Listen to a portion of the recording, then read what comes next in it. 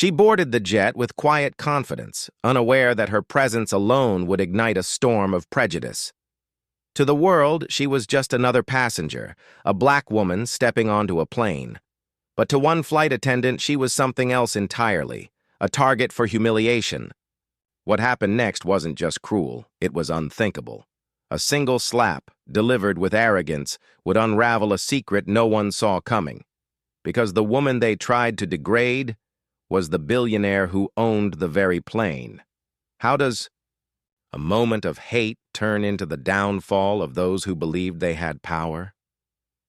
Lena Harris wasn't used to being noticed, at least not for the reasons people noticed her on this particular day. She wasn't dressed in the flashy designer clothes of some CEOs, nor did she carry the air of someone who flaunted wealth. She was soft-spoken, graceful, and kept to herself, content with her privacy and the quiet luxury that came with it. Her wealth wasn't the kind that shouted. It was the kind that whispered, barely noticeable in a world obsessed with outward appearances. On most days, she could move through the world without much disturbance. She owned the plane she was boarding, one of many investments scattered across her diverse portfolio, but the world around her only saw a woman of color stepping onto a jet. To them, she was just another passenger, blending into the sea of travelers. Yet, in a few short hours, that perception would shatter. As the plane ascended into the sky, Lena sank into the soft leather seat, leaning back, her thoughts lost in the rhythm of the engine. She thought of her latest business deal, the charity she'd been pouring time and energy into, and the long-awaited vacation she'd planned. But as she watched the flight attendants move through the cabin, a strange unease began to settle in her stomach. There was something in the way they looked at her, a subtle judgment in their eyes. She brushed it off at first. Perhaps it was just her imagination. Then came the flight attendant. Tall, blonde, and with an air of superiority, she approached Lena's seat with a forced smile. There was something off in the way she spoke to her. At first, it was small things, her dismissive tone, the way she spoke down to Lena like she was an inconvenience. But something inside Lena stirred. This wasn't normal. The situation was beginning to feel off, but she had no idea how bad it was about to get. The first few minutes of the flight passed uneventfully. Lena pressed her fingertips lightly against the armrest, watching the clouds blur into soft white streaks. It should have been peaceful. It should have been one of those rare moments of quiet she allowed herself. But that feeling she had earlier, the way eyes followed her, judging, wasn't leaving. The blonde attendant passed again, her steps sharp, her posture almost militant.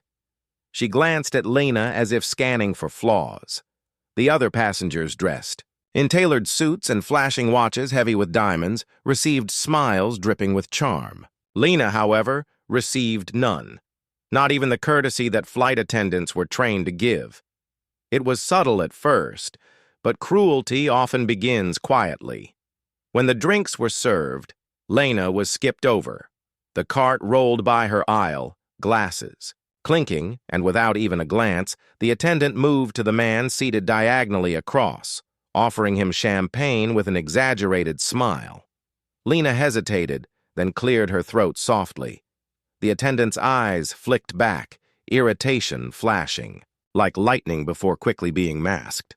"Oh," she muttered, pouring Lena's glass with deliberate slowness, as though she were doing her a favor rather than her job. She placed it down hard enough for the liquid to spill onto Lena's hand. No apology followed. Instead, the attendant turned on her heel and moved away, leaving Lena staring at the dripping glass, her jaw tight but her expression calm. It was small, yes. Insulting, yes. But not worth a confrontation. At least not yet. Hours wore on, and the slights piled up like stones. Lena pressed the call button when her screen froze mid-movie. She waited, and waited. The attendant came after 15 minutes, clearly irritated. With a sigh, she reached over, jabbed at the screen hard enough to nearly break it, and said, "It's working now. You just have to know how to use it." Her tone dripped with condescension. The man across the aisle chuckled, at Lena's expense, and the attendant smiled at him like they shared an inside joke. The cabin air was suddenly heavy, suffocating. Lena shifted uncomfortably. She thought of all the boardrooms she had sat in, the billion-dollar deals she had closed, the empires she had built from nothing. And still, here she was, reduced to nothing more than a target for someone's prejudice. At 35,000 feet, she told herself to stay calm, to stay invisible. But fate had no intention of keeping things quiet. The moment of escalation came during meal service. The silver trays gleamed as they were distributed, the scent of roasted chicken and garlic butter filling the cabin. Lena was handed a tray last. Her plate was noticeably different. Where others had rich, fragrant meals, hers looked hastily thrown together. A salad missing half its ingredients, a bread roll already hardened, and a piece of chicken that looked as though it had been scraped. From the bottom of the pan, Lena blinked, her stomach tightening. Surely this wasn't deliberate. Surely it couldn't be. She lifted her eyes to the attendant, who met her gaze with the faintest smirk, almost daring her to complain. Whispers traveled through the cabin. A man in front of her turned back, raising an eyebrow as though amused. No one spoke, but their eyes said it all. She doesn't belong here. Lena ate nothing, not out of protest, but because her appetite had vanished under the weight of humiliation. As the hours dragged on, the hostility only deepened. When Lena rose to stretch her legs, the attendant appeared almost instantly. "Ma'am, please remain seated," she said loudly enough for nearby passengers to hear. Lena froze, confused. Others had been walking freely down the aisle. Yet, she was being policed as though she were breaking rules. She glanced around. Heads turned, eyes narrowed. Some passengers seemed to agree with the attendant, nodding as though Lena was causing trouble. She returned to her seat, her dignity shrinking inch by inch. But her silence was not weakness. It was strategy. Every insult, every slight, every humiliation was stacking like tinder. And soon, there would be a spark. It came when turbulence shook the plane. Drinks spilled, trays rattled, and passengers clutched their armrests. The chaos lasted only a few minutes before the aircraft leveled again. Relief washed over the cabin until Lena pressed her call button, needing a towel to wipe her soaked clothes. The attendant arrived, her face twisted with disdain. She didn't bring a towel.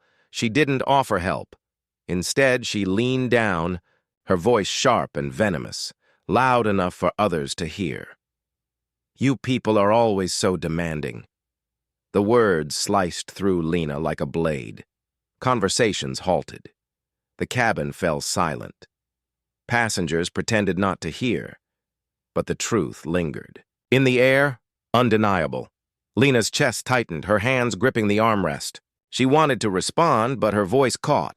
It wasn't the first time she'd heard those words. It wasn't the first time she'd been reduced to "you people." But on this plane, surrounded by strangers, the sting cut deeper. The attendant straightened, smirked, and walked away, leaving Lena drenched, humiliated, and burning with quiet fury.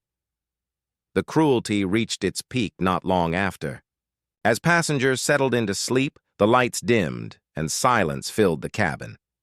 Lena closed her eyes, praying the flight would end soon, but footsteps stopped near her seat. She opened her eyes just in time to see the attendant hovering. There was no pretense of professionalism now, no smile, no courtesy, just raw contempt. Without warning, the attendant reached down and slapped the tray table in front of Lena, the sound sharp in the quiet cabin. But what came next stunned everyone awake. The attendant's hand lashed out, striking Lena across the cheek. Gasps erupted. A man shouted, heads shot up, eyes wide in disbelief. Lena sat frozen, her cheek stinging, her heart pounding. The slap wasn't just physical. It was the embodiment of every insult, every humiliation, every ounce of hatred poured into a single, violent act. The cabin descended into chaos. Some passengers demanded answers, others shrank back, unwilling to get involved.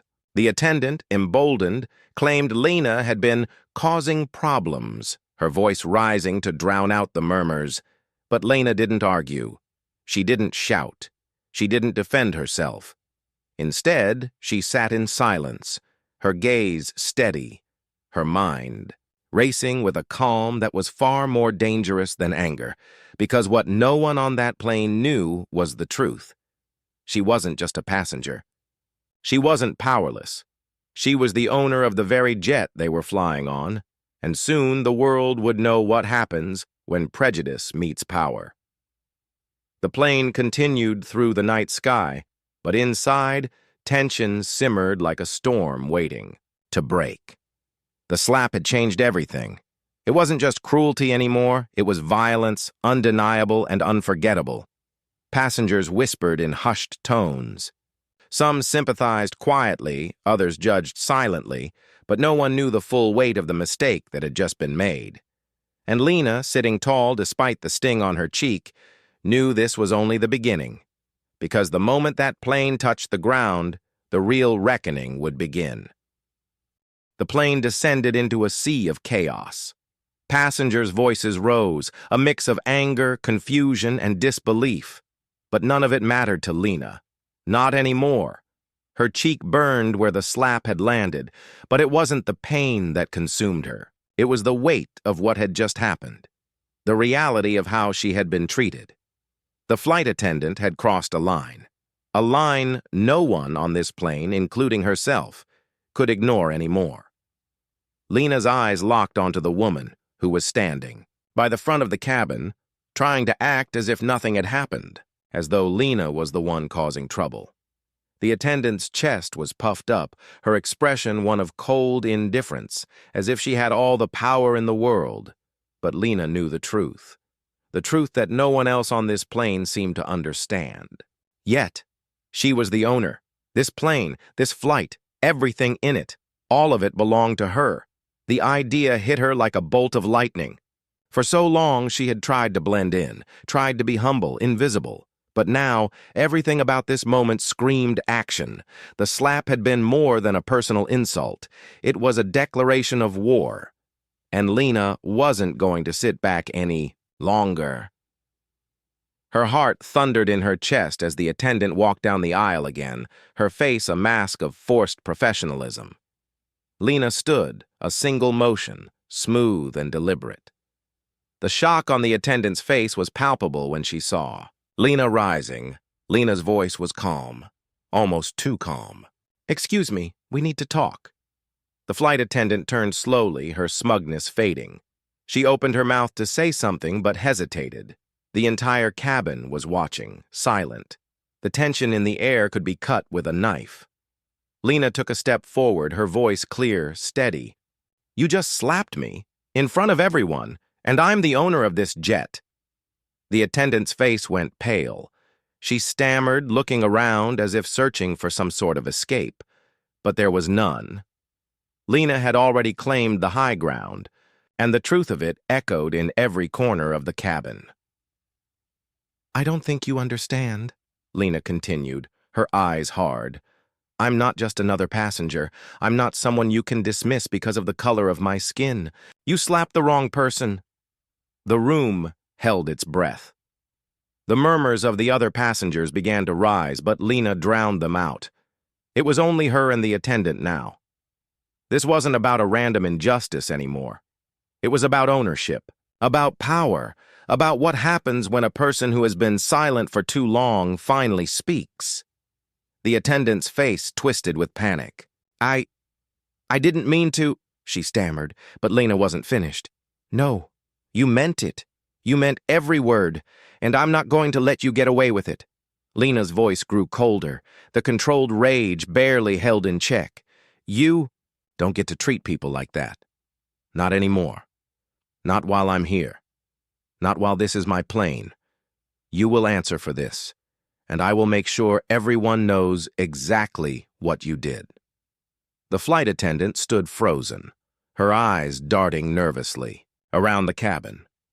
It was the first time in hours that she looked anything less than confident. Her arrogance had evaporated, replaced by fear. Lena's phone was in her hand, the camera app open. She could feel the steady pulse of the aircraft beneath her feet as she raised the phone and aimed it at the flight attendant. Every single person in this cabin was now a witness. A man in the row behind her stood up, his voice shaking with outrage. "She's right! You can't treat people like that!" The rest of the passengers, reluctant at first, began to murmur in agreement, their voices rising in a chorus of righteous anger. Lena turned to the attendant one last time. "You've made a mistake today. You've disrespected not only me, but everyone who's ever had to deal with this kind of treatment. And now, you're going to face the consequences." In the back of her mind, Lena knew this wouldn't be easy. The attendant might have been an easy target for the mob of passengers, now whispering in anger, but it was more than just her. It was what this woman represented: the systematic inequality, the microaggressions, the ways people like Lena were treated like they didn't matter. Lena wasn't just fighting for herself anymore. She was fighting for every person who'd ever been overlooked, underappreciated, or treated like they were invisible. But the flight attendant wasn't the only one who had to face the consequences. So did the airline. So did the system that allowed this to happen in the first place. The attendant's face went from pale to flushed red with humiliation, and her eyes darted toward the flight deck. She opened her mouth to speak again, but nothing came out. The next few moments felt like slow motion. The plane continued its descent, the engine humming beneath them. But inside, the tension was palpable. It was Lena versus the world, a quiet but powerful force. And she was done being quiet. Lena took one final steadying breath before speaking again, her voice now directed at the entire cabin. "I want every single one of you to understand what just happened here. A flight attendant used her position to harass and humiliate me. She thought she could get away with it. But I'm not going to let her. I'm not going to let any of you stay silent. This is bigger than just me." The passengers didn't speak, but the air had changed. The energy in the cabin had shifted from one of uncertainty and fear to one of quiet solidarity. Some of them were angry, some were afraid, but none were indifferent. Lena turned her attention back to the attendant, her eyes narrowing, cold fury in every word. "This isn't over, not by a long shot." The attendant's face twisted into something ugly, a mix of shame, anger, and fear. And just like that, the plane landed. The doors opened. But Lena's mind was already 10 steps ahead. She had already called her lawyer. She had already written the letter. And as she stood to exit, she knew this wasn't just a moment. This was the beginning of something far bigger. The jet rolled to a stop, its engines quieting into a low hum. But inside, the atmosphere was anything but calm. The passengers remained in stunned silence, eyes darting from Lena to the flight attendant as if waiting for someone to break the spell. And then Lena did. She stood tall, her posture unshaken, her presence commanding in a way that no wealth could buy. She didn't need to raise her voice, didn't need to shout or demand attention. The power radiated from her calm certainty. This was her moment, not of revenge, but of revelation. Security boarded the plane, their faces stiff with protocol. The flight attendant, pale and trembling, rushed forward, speaking in frantic bursts, pointing back at Lena as though she could rewrite the narrative in her favor. But Lena didn't flinch. She simply held up her phone, the recording of the slap and the venomous words captured in perfect clarity. The truth was undeniable. The officers turned, their eyes scanning the cabin, and slowly the passengers began to murmur in agreement. Witnesses spoke up, voices quivering but resolute. One after another, they confirmed what had happened, each testimony adding another layer of weight to the attendant's undoing. For the first time, Lena allowed herself a small breath of relief, not because the battle was over, it had only just begun, but because she was no longer invisible. The truth had been seen, and it could not be erased. In the days that followed, the story spread like wildfire. Media outlets picked it up, first as whispers, then as headlines that dominated screens worldwide. Flight attendant assaults passenger. Unaware. She owned the plane. The irony was irresistible to journalists, but for Lena, it was never about irony. It was about something far deeper. She didn't care about the shock factor of her wealth. What mattered was the truth behind it. That even as a billionaire, even as the owner of the very aircraft she was slapped on, she was still reduced to a stereotype. Still treated as though her skin made her less worthy of respect. And if this could happen to her, with all her power and resources, what about those who had none? That question haunted Lena in the quiet moments. She thought of the countless others who faced worse every day, people whose names would never make headlines, whose stories would never reach the public eye. Workers denied jobs, students suspended unfairly, mothers humiliated in stores, fathers pulled over on the roadside, all for nothing more than the color of their skin. Her incident had gone viral, but theirs would never see the light of day. And so Lena made a choice. She would not let her story end as just another viral headline. She would turn it into a weapon, into a voice for the voiceless. The airline scrambled, of course. Apologies poured in, scripted and hollow, drafted by lawyers desperate to limit liability. The attendant was swiftly suspended, then fired. But Lena wasn't satisfied with a single firing. One person's downfall would not erase the system that enabled her cruelty. She pressed forward with lawsuits, not for money, she had more than enough, but for accountability. Every courtroom appearance became another stage to expose the culture of racism that had been tolerated too long in the skies. She sat in interviews, not as the billionaire victim, but as a representative of millions whose pain remained unseen. Her voice carried, steady and unshaken, into homes around the world. And people listened, because Lena was not just speaking for herself anymore, but resolution wasn't just about the legal battles or the media storm. It was about the impact, the ripple effect on those who witnessed her strength. One young girl, traveling with her mother on that flight, later wrote Lena a letter. She said that for the first time, she saw someone stand tall in the face of humiliation, someone who looked like her, who didn't crumble under hate. She said she wanted to grow up and be like Lena, strong, unshaken, unafraid. Lena cried reading that letter, because that was the true victory, not the lawsuits, not the headlines, not the public outrage. The true victory was in planting a seed of courage in someone who might have otherwise believed she had to remain silent. And yet, Lena knew this was only one story in a sea of millions. Hers was heard because she had wealth, power, and visibility. But how many others suffered in silence? How many endured in quiet, their pain buried under indifference?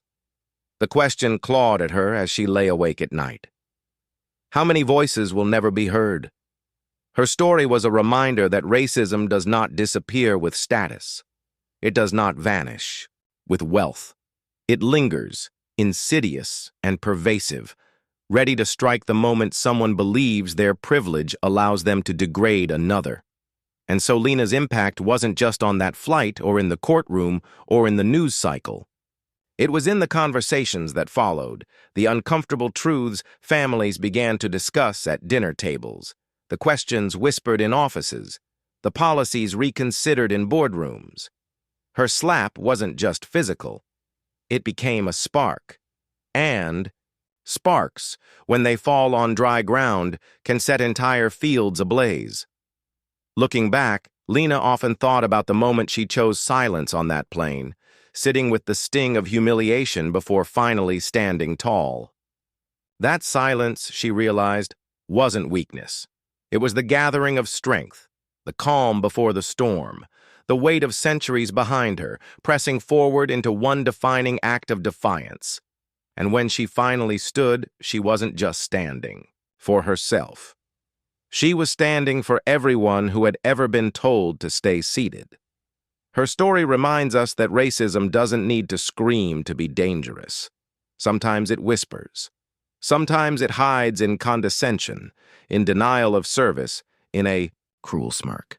And sometimes, when unchecked, it explodes into open violence.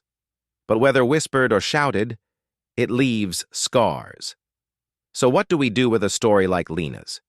Do we dismiss it as an isolated incident? Do we comfort ourselves by saying, that could never be me? Or do we face the harder truth that racism is not a relic of the past, but a living, breathing force shaping lives every single day? The slap on that plane wasn't just one woman's shameful act. It was a mirror, a reflection of a society still grappling with inequality, still blinded by prejudice, still unwilling to confront its own ugliness. And if a billionaire can be reduced to nothing more than the color of her skin, then what does that say about the world the rest of us live in? As the dust settled, Lena returned to her life, but not unchanged. She carried with her not just the memory of the slap, but the fire it ignited. She turned her pain into purpose, her silence into a roar, her humiliation into a movement. And maybe, just maybe, that is the true lesson, that no matter how invisible the world tries to make you, your voice matters, your story matters, and when you rise, you do not rise alone. You lift others with you. So as you leave this story behind, I'll leave you with one question. When you see injustice, subtle or blatant, whispered or shouted, will you stay seated in silence, or will you stand?